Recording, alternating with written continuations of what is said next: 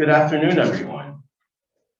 I know it's warm in here again. The sun is shining. You're thinking about being at the beach. I get it. But we're going to try it again. Good afternoon, everyone. Good afternoon. Much better. Much better.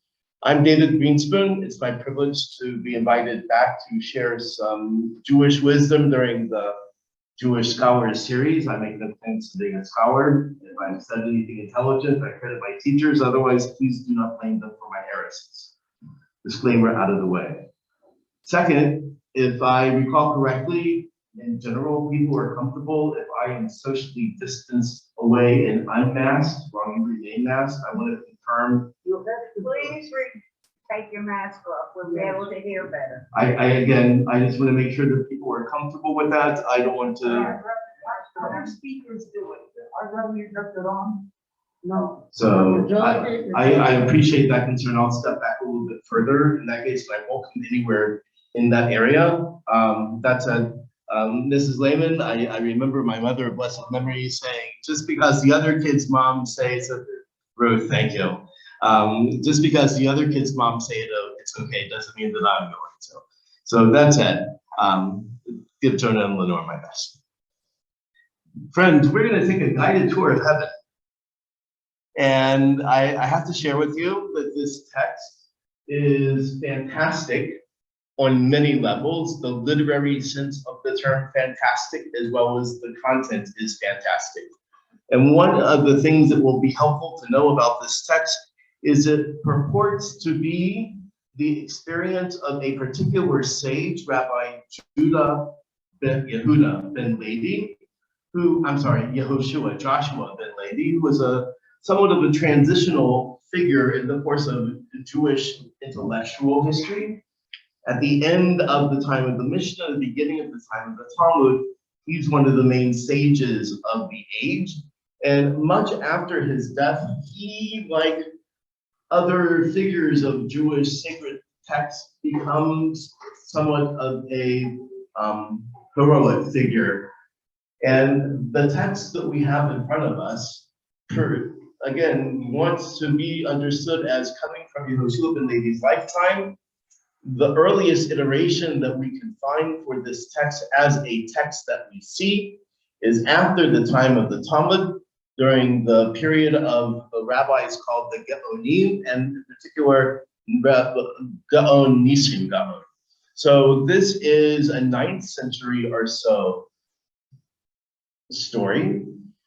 And the gentleman who was here from the last session who said that things seem to have gone underground, this is a prime example of traditions from prior sources that might have been suppressed that come back up during the time of the post-Talmudic period.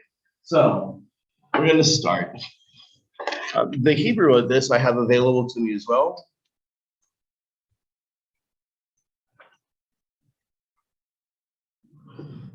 And I'm going to be referring to both of them. So Rabbi Yehoshua ben Levi wasn't just a righteous man. You're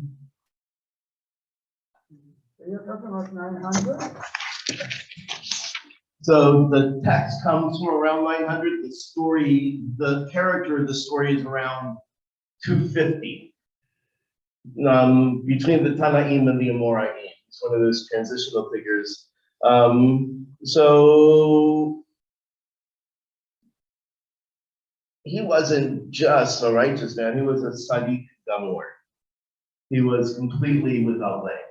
And when the time approached that he should leave this world, the angel of death was told, go and collect his soul, right? And whatever he tells you to do for him.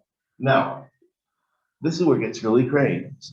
When Rabbi Yehoshua ben Levi saw the angel of death, he said, show me my makom in the world to come, in Gan Eden. And that's strange. Anybody know the Hebrew word for a portion? A chelek. And the rabbis, starting in Pirkei Avot, use that language in talking about the apportionment of the world to come, our chelik and olam haba. Having just done the Passover Seders, does anybody remember when we used the word makom? Baruch HaMakom, Baruch. So what is makom in that context? God. So I'm gonna suggest that had Yehoshua ben Levi wanting to know what's my address, where am I gonna be in the larger sphere of heaven, he said, show me my chelik. It's chutzpah to say, show me my makom. And the angel of death goes and does that.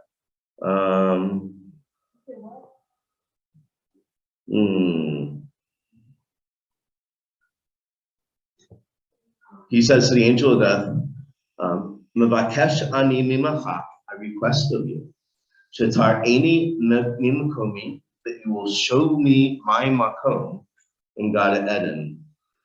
Amarli, he said to me, come with me and I'll show it to you. And I said to him, give me your sword so that you don't frighten me. So what do you think the sword of the angel of death does? What do you think it might be its job? The sword of the angel of death. To kill the death. Right? Interesting, it could kill death. But again, back up to Passover, only God can kill the angel of death. But the tool, the Malach HaMavet uses the sword as a tool to take the souls of the people that are supposed to die in this world. So the Malach HaMavet turns over the sword, they go together until they reach the wall of Gan Eden. There, being outside the wall, the Malach HaMavet lifts up Yehoshua ben Levi so he can peek over it. And it's because the Malach HaMavet's not allowed inside Gan Eden. I have to make that clear. Once he's on the wall, Rabbi Yehoshua ben Levi says, oh, watch this. Does a Humpty Dumpty, jumps to the other side with the angel of death's sword still in his hand. And you can imagine, all heaven breaks loose.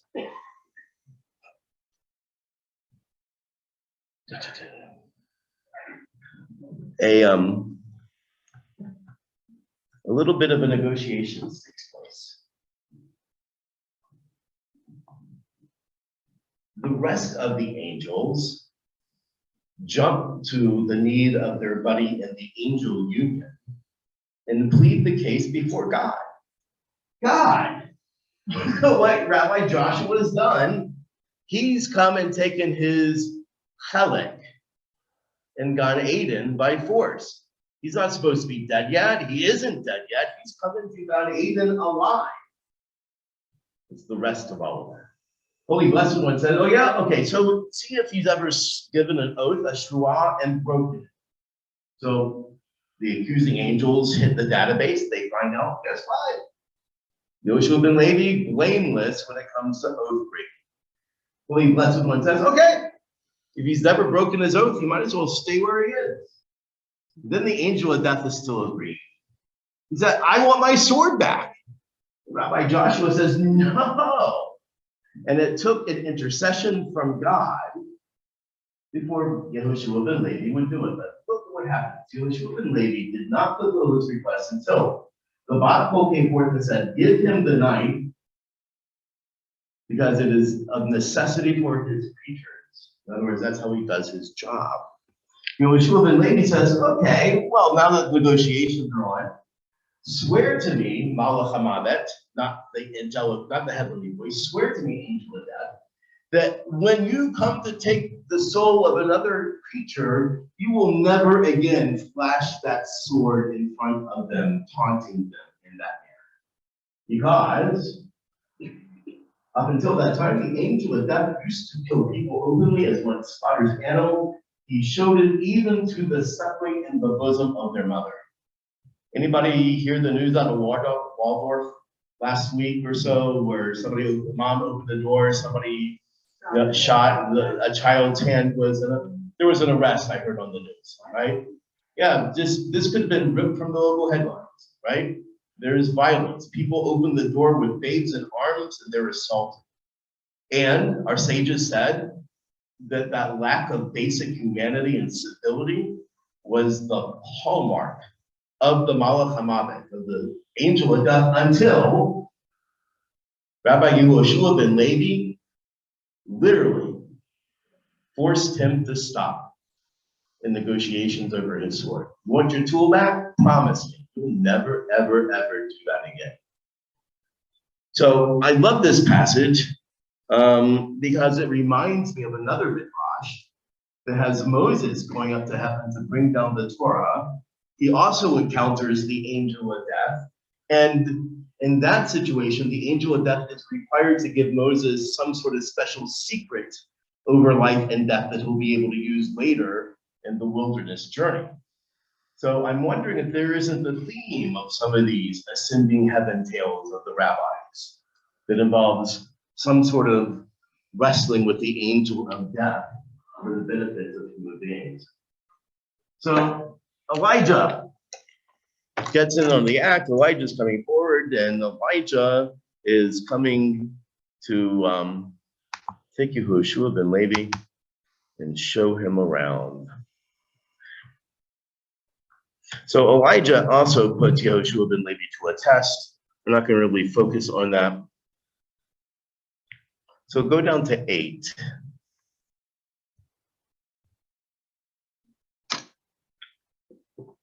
The poor angel of death still can't get over the fact that he's been bested by Yehoshua ben Levi. And he goes to complain, and the translation here says Rabbi Gamaliel, and that's unfortunate. The term is Rabban, to signify the head chief rabbi, what's in charge of the entire rabbinic movement, such as it was in that time, right? So, if you will, the Pope of the rabbis. So Gamaliel says, oh yeah, you deserve it.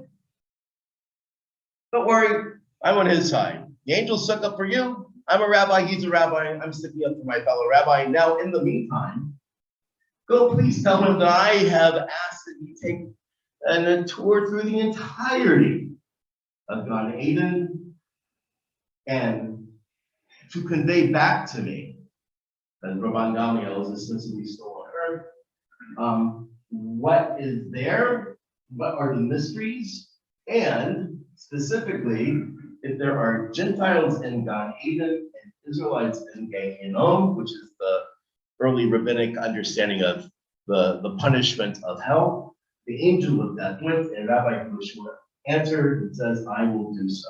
Now we get to the tour. This is all the prelude. Fascinating prelude. 7 compartments in Gan Eden, each of them 12 myriads of miles in width. A myriad in the Hebrew is a ribui.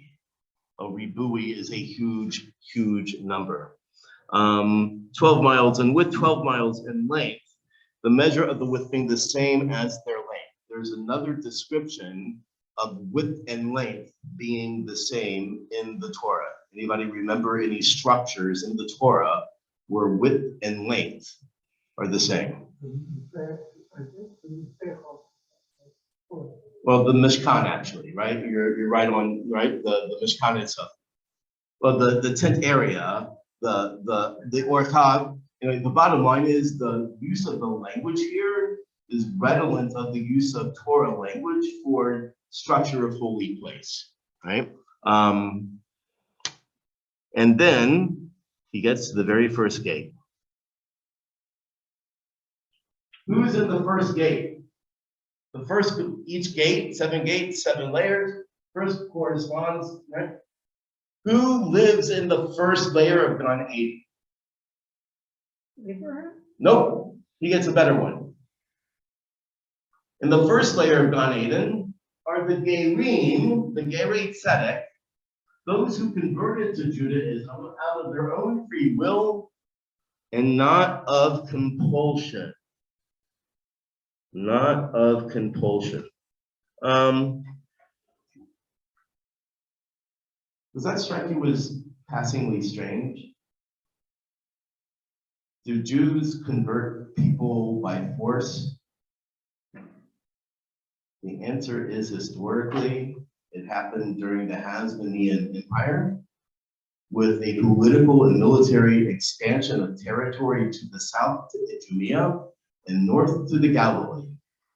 And scholarship in the 20th century noted there was a tendance of a much more lenient Galilean halacha, possibly in deference to the folks who became Jewish not of their own free will. And as far as the Idumean forced converts to halacha, it would become a bane of Jewish history, because the most famous sons of forced conversions of Idumea was a guy named Herod, as in the Great, as in King Herod the Great. So the battles around Herod and his Jewish identity were disruptive for the entire structure of Judean, of Hasmonean society. And that's when they called in Rome to help. Just saying, that call. Never call Rome to help. Okay? So there was a time when a Jewish government in control of the land of Israel had military campaigns to foreign territories and forcibly converted the residents there to become Jewish or die. Pretty brave writing about this in the 800s. So we get a description of that particular arena. The walls are glass, panelings of cedar. When I went to try to measure it, the inhabitants stopped me from doing so. According to the Talmud in Sanhedrin, the prophet Obadiah was actually one of those righteous converts.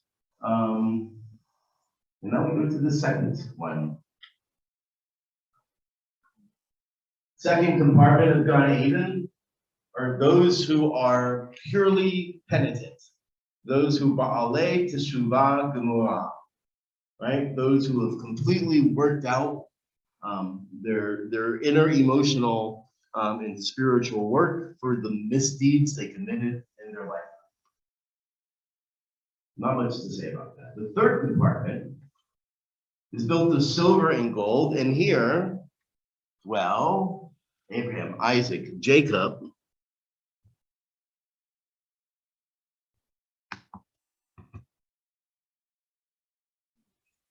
come on.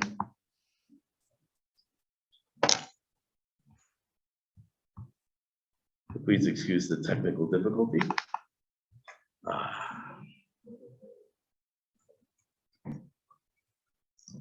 I never knew that in the Jewish history, that the Jews forced people to convert to Judaism. You have just had a fabulous day. You learned something new. Yes, I did. All right. It was worth getting a cost of admission. No, I never knew that. Live and learn. Well, what sources do they have? Oh, they're all over. You can look in Barone. You can start with the Encyclopedia Judaica and go from there. But you can look at Barone. You can look at the Oxford histories. Oh, it's all over. It's up. And it was Shaul Lieberman who proposed that the Galilean halacha was one of the proponents of the idea that the Galilean halacha was more lenient because of dealing with folks who weren't naturally Jewish. They needed to have more of a break cut to them. And I think he talks about that in one of the zutas he did. I don't remember. But the bottom line, I'm not making this one up, I promise you. That one you can blame my teachers for. That is not my hands, right? So who else is here? We saw that at the very beginning, it was the beginning of the patriarchs. We're in the third gate, right?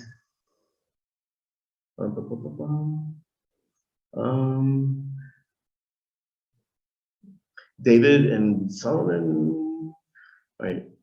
David and Solomon, all of Israel that went from Egypt, the Avot, Abraham, Isaac, and Jacob, all of Egypt that went out from, all of Israel that went out from Egypt, the Dor Hamidbar, the generation of the wilderness journey, many of whom were born after the Exodus. Kol b'nei Dor HaMelech, Chutz me'Ab Shalom, I'm sorry, Kol b'nei David hamelech chutz ma'Avshalom, all the sons of David except for Absalom. The Sham, David the Shlomo, and there were David and Solomon. The Sham, Bil'av ben David Chai, there Bil'av the son of David lives. The Sham, and there Kol Malchei Beit David, all the kings of the house of David, chutz mi Menashe, other than Menashe. The Sham, Moshe Aharon, there also are Moses and Aaron, Shehem Memunim Alehem, they're in charge of this entire district.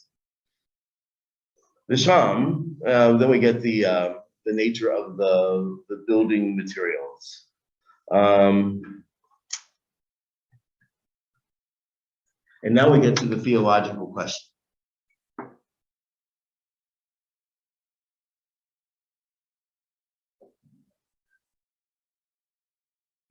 So there's questions about why do these types of things, are they needed? And David the king is in charge and he says, they're for the people who are still in your world. This is sort of weird. And I asked, and this is again, accordingly, like Yehoshua ben Levi,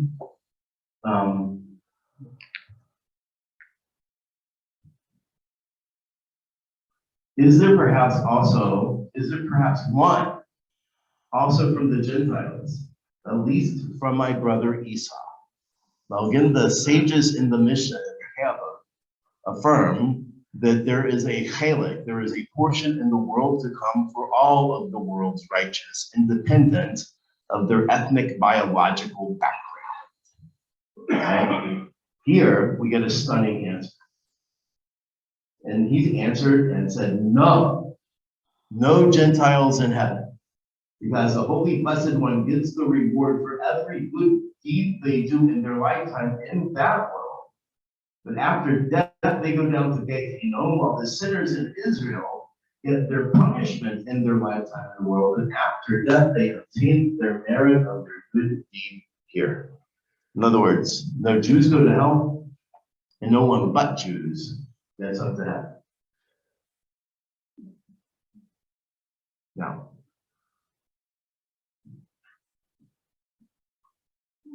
it would make sense that Yehoshua ben Levi, as the progenitor of the story, who lived in a time when Rome, in other words, the Orthodox Church, was the dominant political occupier of the land of Israel, would make sense to put the name Esau into his mouth. But if this story as told is really a product of the 9th century Central Asian communities in Babylonia, what's the dominant religion?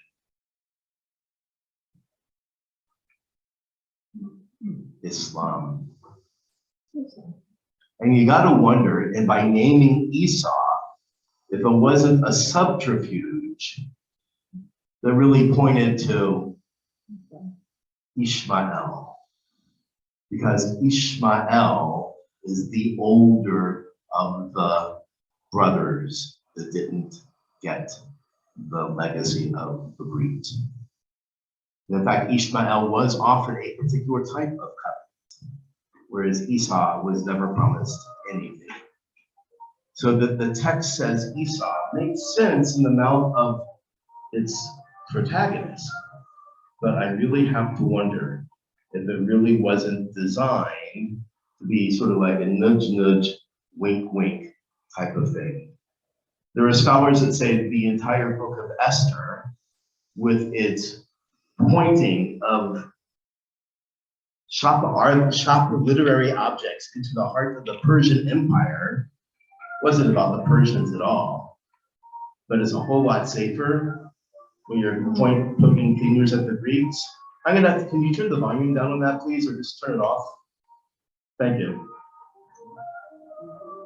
He doesn't have it. I do have it. Sometimes he just So that said, I'm gonna take this as an opportunity to ask everybody, if you haven't silenced your phones, please do so. I am of the understanding that the book of Esther and its beating up of the Persians is a product of a time and a place in the land of Israel where the real object of the satire were the Greeks, but it's easier to poke your fingers in the eye of your overlord's enemy than it is to poke it in the eye of your overlord. So I wonder if the same sort of transference is at play in this text here.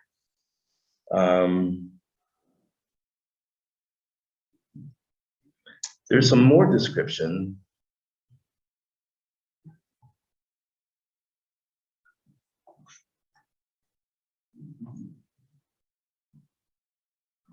Looking at the fourth compartment.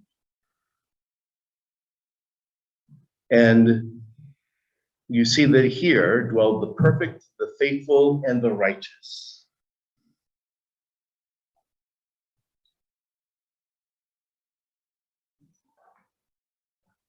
And I want to read you the description.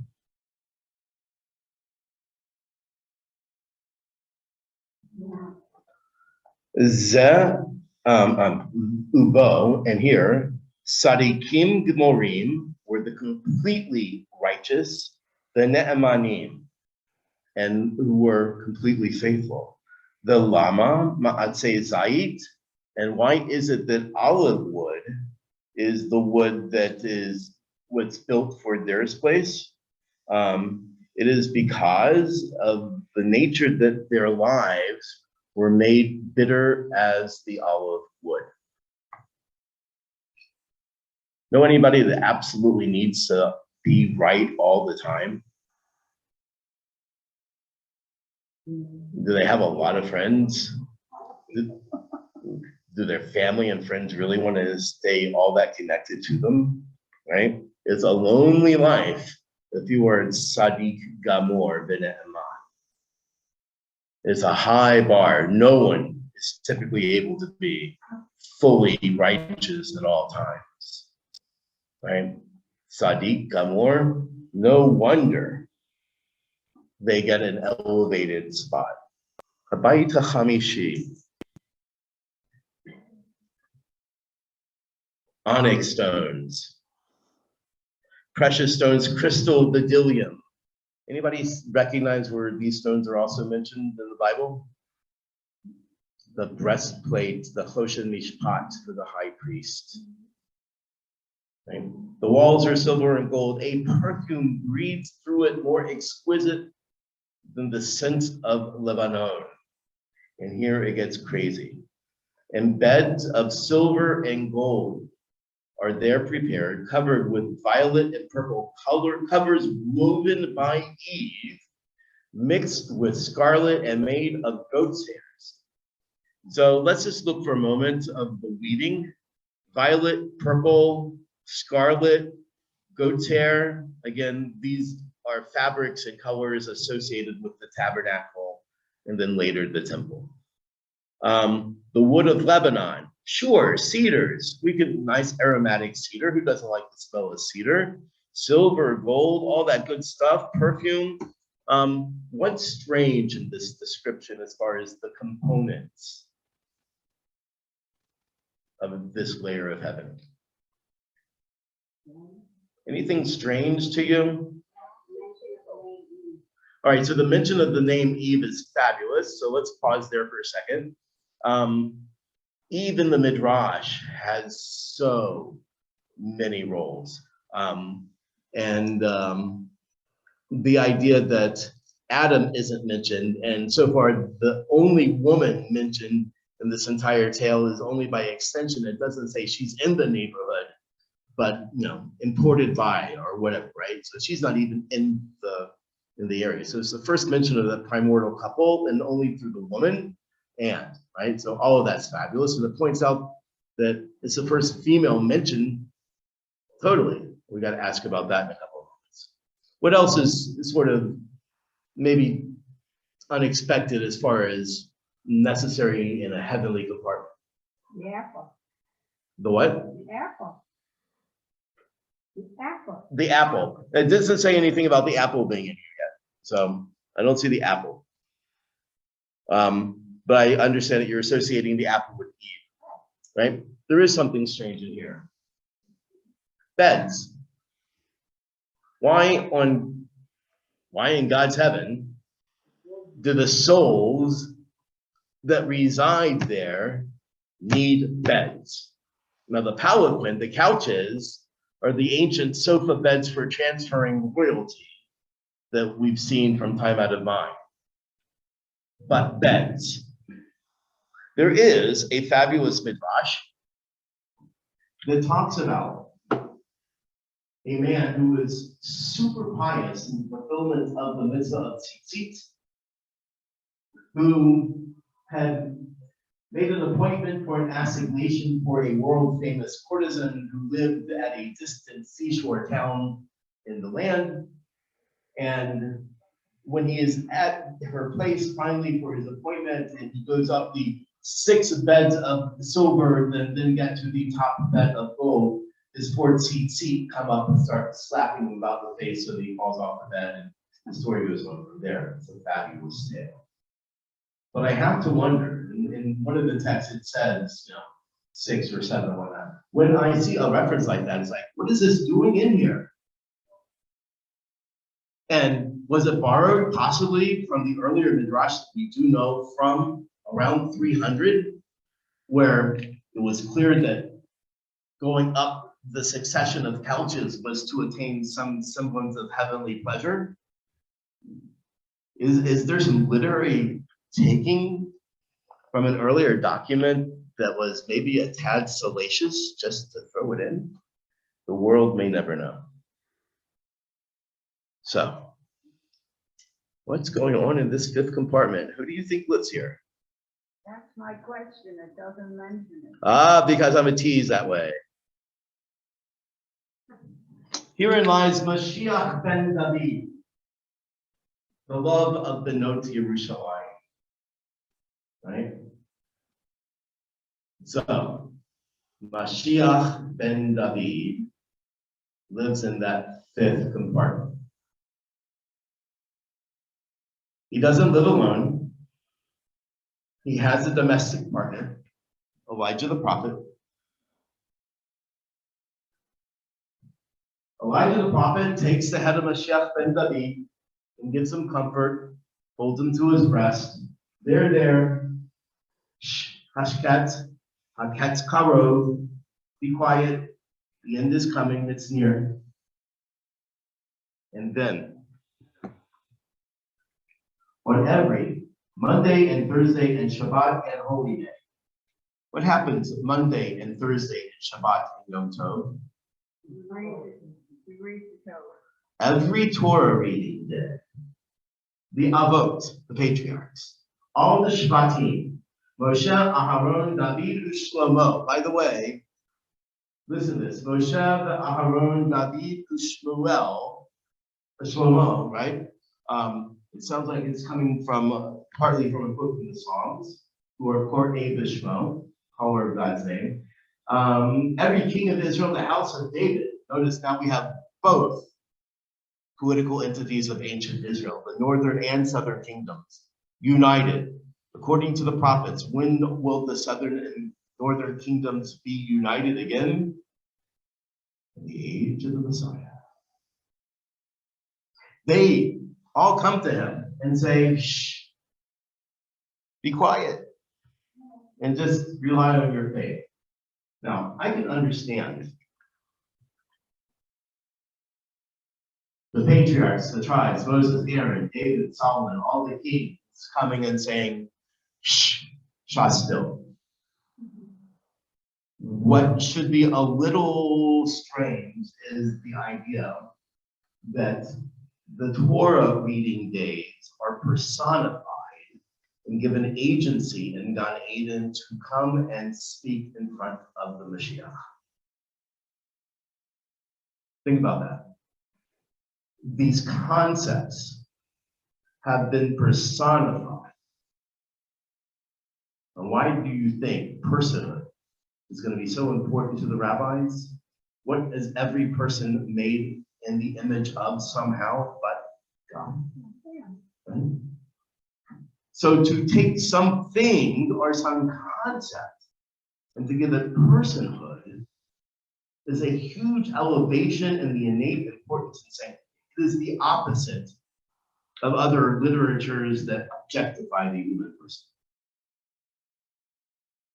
Here the rabbis personify these concepts as if to say, if Torah reading days weren't important and holy enough, we'll make them even more important and ascribe to them the necessity for human dignity.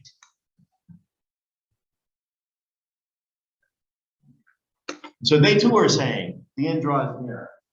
And then Korach, whom we haven't seen, because he's not in heaven, he's down in Gehinnom, and Datan and Abiram and Absalom come to him on every Wednesday and say, when will we be getting out of this misery? Mashiach, when will you come so we can be redeemed? To which the Mashiach says, you want an answer to that? Go ask your parents.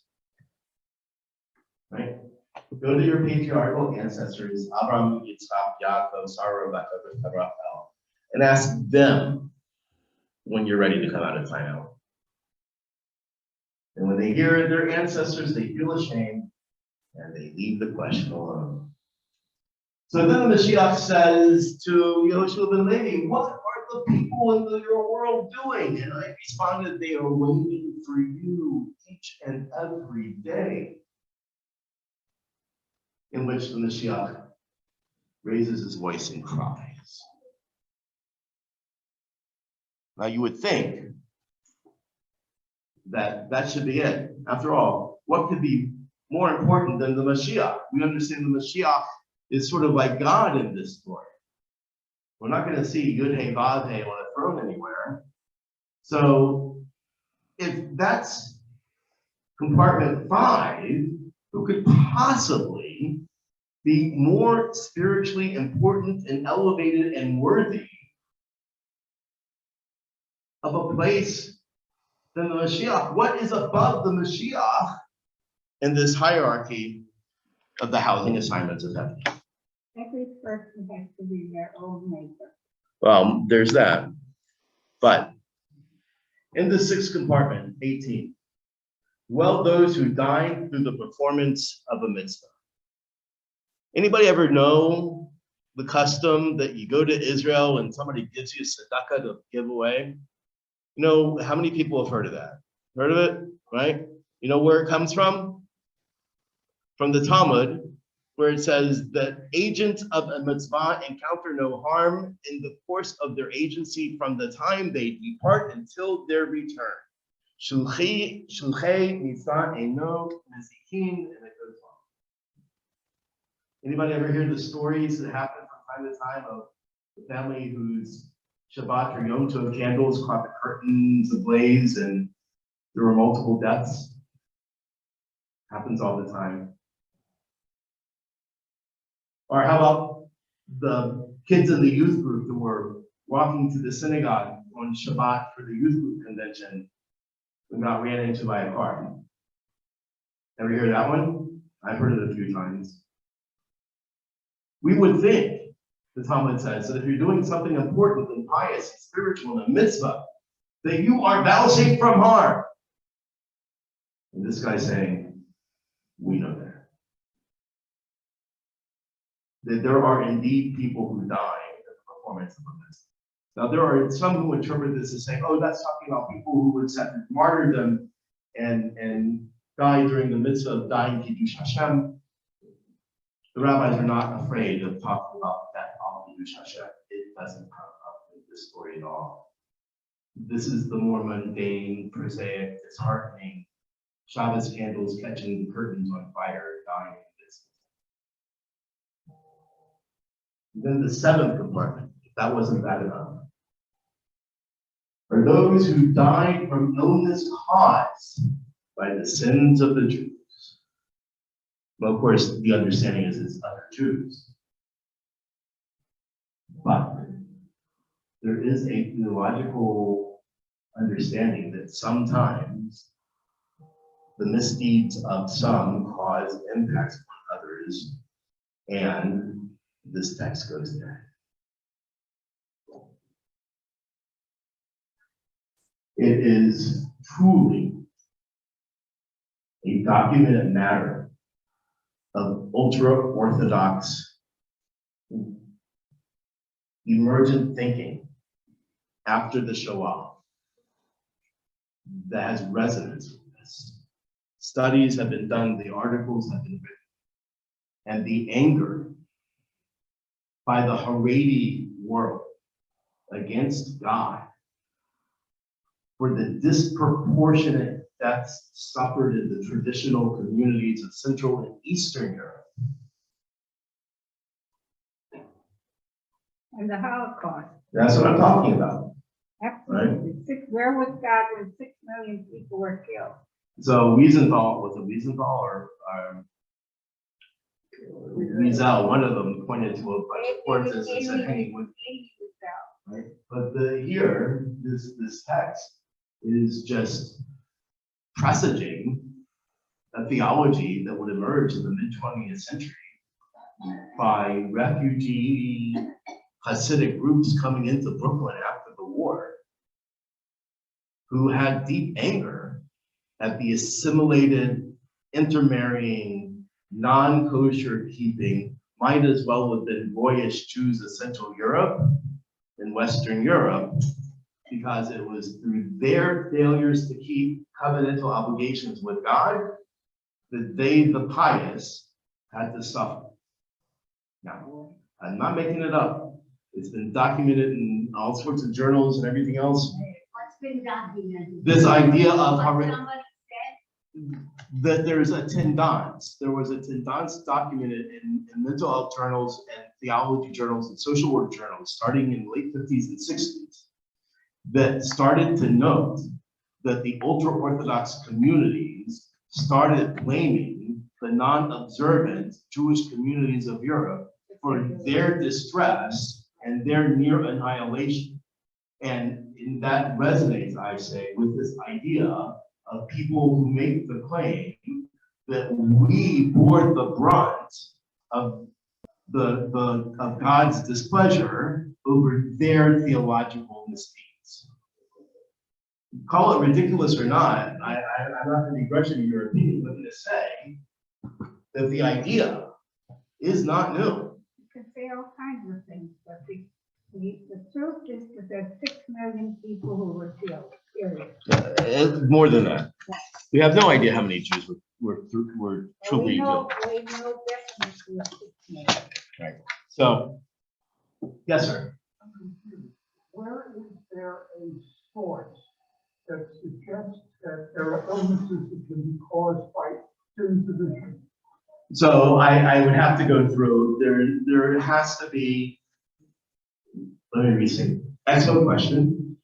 I'm presuming that this is in reference to some Talmudic strain of conversation that goes along those lines. And I just can't immediately identify where it is. If I could get to the databases and plug in the right search,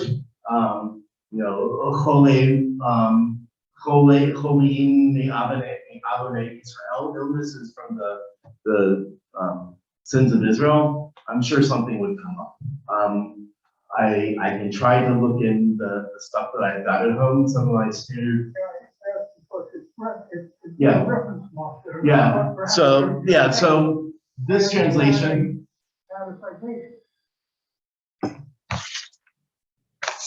There is no translation in this particular work. That comes from Simcha Bar Raphael's fabulous work, Jewish Views of the Afterlife, now published the 3rd or 4th time and for a 25th anniversary edition. And one of the things that so impressed me about this book is until I read this, I was the only person I knew who had translated that text. And had I realized that he had gotten to it, I wouldn't have busted my teeth open. Right? So, having said that, the rest of the story says Yeshua ben Levi sends the message back to Rabban Gamliel as requested, right? But there's things still missing here. Where are we on time? Good. Where are the women? Oh, Did that get too loud for you? I'm sorry. In the kitchen, maybe. we were behind the throne. Also a possibility behind the throne. Fortunately, The rabbinic imagination did not fail to think of the women, they just had their own section in heaven. In Gan Eden, towards the southern part of Gan Eden, are 7 medurot mezumonot. There are 7 choice dwellings.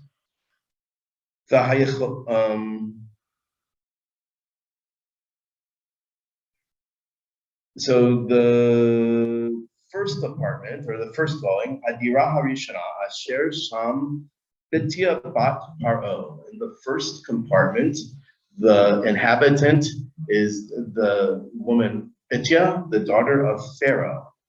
And with her are a number of the righteous women that would help to raise up orphans and would make introductions for the children to meet sages, and that they would sort of minimize their own egos towards the needs of their husbands. I think it's mit archin etzel ba'alehen, right? Hamit archin, it's a weird word. Mem tav aleph resh chet yud, and then a nun sofit because of the rabbinic Hebrew. Mit archin. So from orech, right? Arach, orech, right? But a guest, right? So if I make myself a guest to somebody else, that has, to me, the implication that I've sort of sublimated my status to a Baal Bait. If I'm an Oreach, then someone else is a Baal Bait, right? If I'm a guest, someone else is the homeowner. So I understood it as a metaphor that I then translated as that they sort of put themselves second in ego to the needs of their husband, right? So thanks for the call on it. I hope that my explanation is livable, and if not, at least makes sense, right? And these are also women who give tzedakah in secret. In the second apartment are a number of the righteous women of Israel, Jewish women, and they're Yocheved, the wife of Amram, is chief among them. In the third apartment, or the third dwelling, there is Miriam the prophetess, and a number of righteous women stand with her, and all of them drew their husbands towards a path of goodness and to the service of their creator. In other words, these were women who exerted influences on their husband to step up the nature of their Jewish observances and moral lives. All right, so notice what is lionized here. Yes, ma'am. Miriam, was she married? They don't talk about Miriam's husband. In the Midrash, there are a couple different answers about who Miriam married, but according to the Midrash, Miriam was married. According to the Bible, Yeah. According to the Bible, there's lots of things that are missing, right? So in the fourth compartment is another prophetess. Her name is Huldah. Anybody ever hear of Huldah the prophetess? Right? And there are a number of righteous women that stand with her. In the fifth compartment, there is Abigail. Abigail. I call her Abigail the Eshet Chayil. Anybody remember the story of when David, before he was king, was on the lam and he was doing mercenary work, guarding flocks and pastures and whatnot? He comes to collect his wages from a particular landowner, and the guy says, well, he sends somebody, I don't know who you are. There's a lot of thieves out here. I'm not paying you off. And David, the redhead, takes that just so calmly that he's ready to go and rip off the guy's head. And Abigail steps forward before David can get to their house and says, my master, please understand, my husband is a poor, just like his name would suggest. Here's everything that you were doing, your payments, and then some. Please, don't sully yourself because of this guy. Don't lower yourself to his level. And because David did not shed blood unnecessarily, he was not precluded from the kingship. Abigail kept his pathway to the monarchy open in that way. And that is my sense as to why she gets the Rachamisha. Who's in the fifth compartment in the men's section of heaven? Eliyahu Hanavi with the Mashiach. Who's the head? Who's the woman in the cognate compartment in the women's section? Right? Abigail, who made sure that David could eventually become king and could eventually lead to Mashiach, right? So there's a loose parallel there.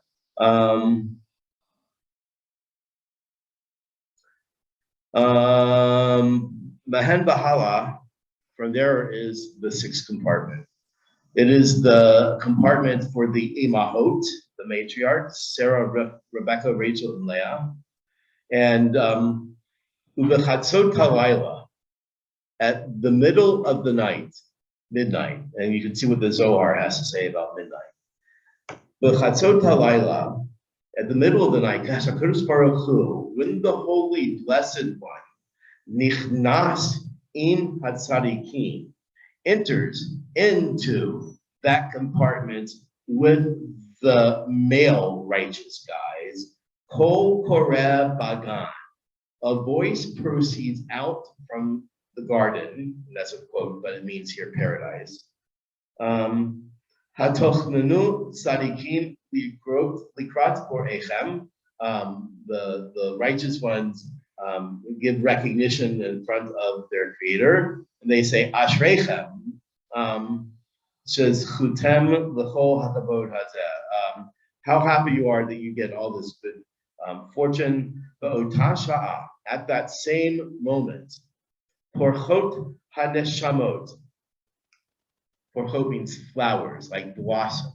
Souls, neshama, souls blossom. Let me finish the pasuk. Let me finish, please. Hem roim umeshagim b'nahagim. These souls that are now born when God and the righteous men enter the upper compartment of the women's section of heaven. Souls are born. They emerge, and as souls not yet embodied into human beings, they recognize their creator. Yeah, that's it, right? So, craziness. Yes, there is heavenly sex in the women's section of heaven, and only God and selected righteous men are invited in. Just in case you didn't know this from your Sunday school or Schechter Day School lessons. Yes, the Baruch. Nope. So I take it this was probably by and large new stuff. Yeah, where's the seventh one? Interesting question. It doesn't say. The text is cut off there. Again, a not uncommon feature. Yes, ma'am. Right. The question was, what happened to the seventh layer of heaven on the women's side? And the answer is the text doesn't give it to us. Nothing ever happened. He didn't do his whole job. No, there's just another text that I only had. So the question was, what happened to the Torah of Gechinom? He didn't do his whole job. And I said, no, I only had an hour to present the main text and then the secondary text. But there are indeed the details of Yehoshua ben Levi's tour of Gechinom. And the details are supposed to be shot. Yes, ma'am. Do they have anybody who is not 100%, but maybe 75 or 80% trying to be a good Jew? Is there room for them?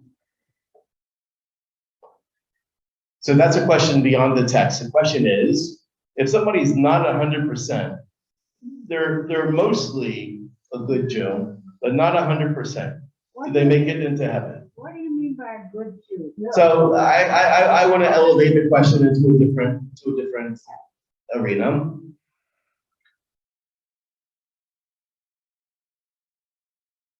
Look at The very first value that I sense happens in the Hebrew Bible is the need for kavod habriot, the respect for human dignity. based on the fact that we're all created in the divine image, right?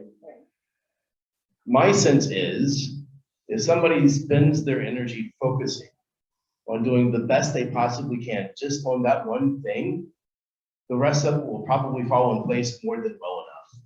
And if there's one benchmark to try to sort of hook onto, I would be a little bit less concerned about the parochial ritual obligations and much more on the larger ethical imperatives. And for me, it boils down to the affirmation of human dignity. So, please.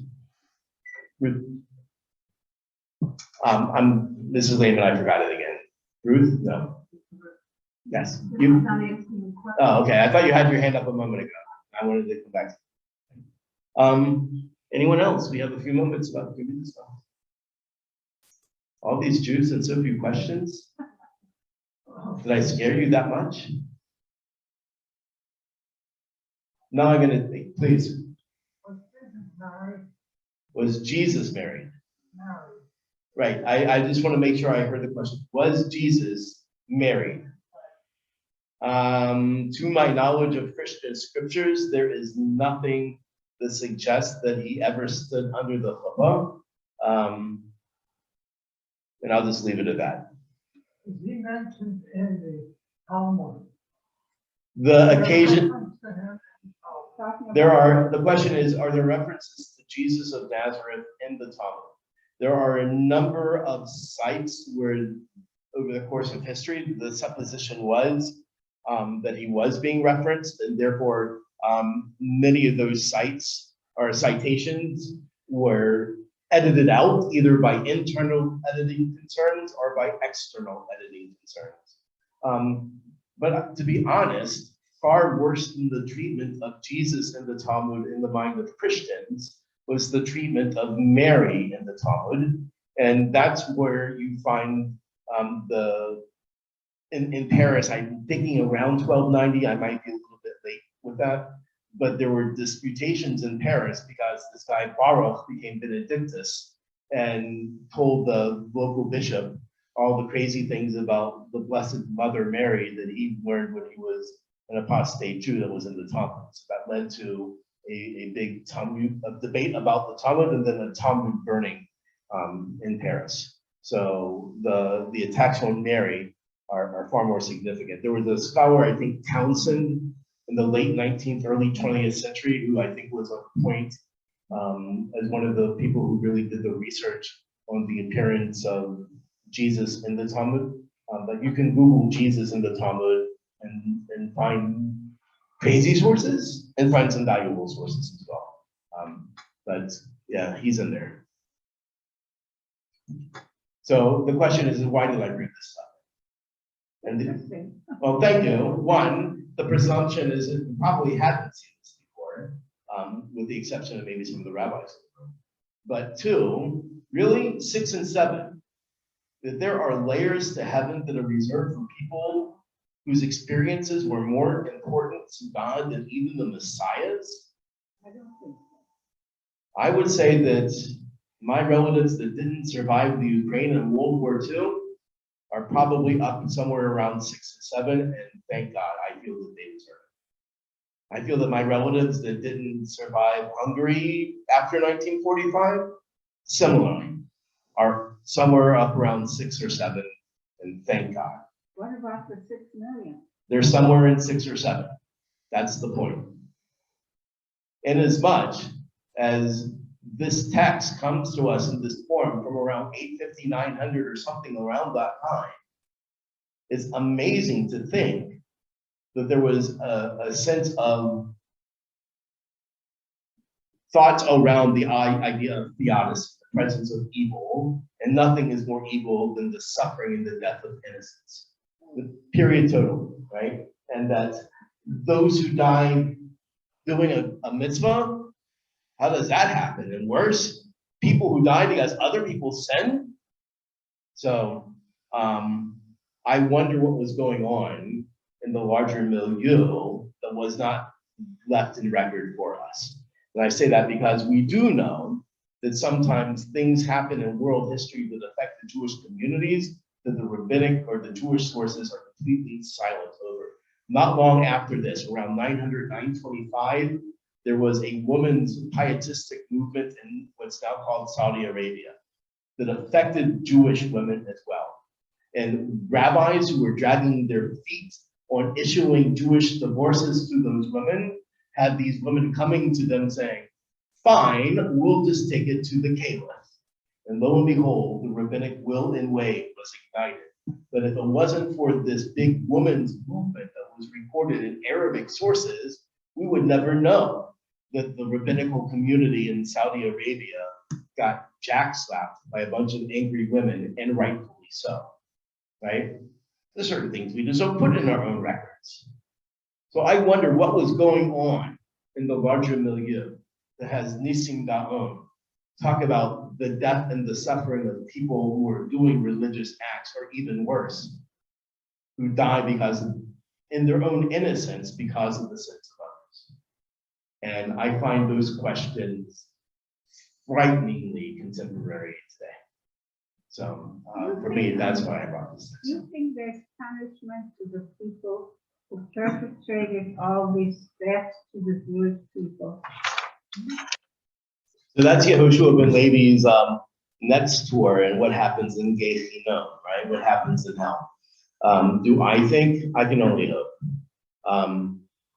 And my understandings of Gehinnom and Gan Eden are certainly informed by these particular descriptions, but aren't limited to the descriptions at hand. I have other understandings that aren't necessarily reflected in this text, would allow me to say that I really do believe that the energy that we put into the world in our human lifetimes is subject to a divine energy audit at some point in time. So yes, I think there is accountability. Okay. Question? Other questions? We're just right at 3:02, so I want to thank you for staying late and giving me the courtesy of a couple of extra minutes.